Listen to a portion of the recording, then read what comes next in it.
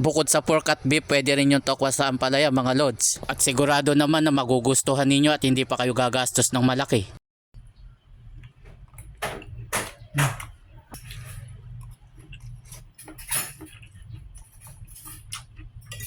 Bumili ako ng 3 pirasong tokwa at saka 1 pirasong ampalaya. 25 pesos lang yung bili ko sa ampalaya, medyo mababa ang presyo ngayon, nasa 90 ang kilo. Yung tokwa naman 3 piraso at 20 pesos. Sa palengke na lang sana ako bibili kasi mas mura doon, 5 piso bawat isa. Kaya lang kakapusin na ako sa oras, tinanghali na kasi akong bumangon. Hinati ko na lang sa katamtamang laki yung ampalaya, depende na lang sa inyo kung gaano kalaki yung gusto ninyo. After ko makapaghiwa, nilagyan ko lang ng asin para ibabad ng ilang minuto man lang. Para mabawasan yung pait, di rin naman kasi maganda kapag wala ng pait, di na masarap yung ampalaya. Hinati ko na muna sa gitna yung tokwa bago ko hatiin ng 3 piraso at saka ko hinati na parang cubes. Sa mga bagong followers at viewers, welcome po sa inyo at marami pong salamat. Tapos nilagyan ko ng powder na paminta para magkaroon ng lasa at saka ng asin. Sakto lang naman yung inilagay ko, baka kasi sumobra ng alat. Hindi ko na piniga yung ampalaya, binanlawang ko na lang. Basta nakababad lang yan sa asin, mawawala na yung sobrang pait. Pero kung gusto nyo talagang mawala, ibabad nyo na lang ng matagal. Nai-ready ko na nga rin pala yung bawang at sibuyas at maglalagay din ako ng oyster sauce. Siguradong nandito ka na sa bahagi ng aking video, paki-like and share para madami naman yung makapanood. At kung hindi ka pa nakapollow sa akin, paki-follow na lang ako para updated ka sa mga susunod. Inayos ko yung pagkakalagay sa tokwa para pantay yung pagkakaprito. At na mag golden brown na, hinango ko na. Maganda kasi kapag kaganyan lang yung pagkaluto kaysa dun sa crunchy. Binawasan ko lang yung mantika at nagtira lang ako ng kaunti at saka ako naginisa yung bawang. Wala pang 100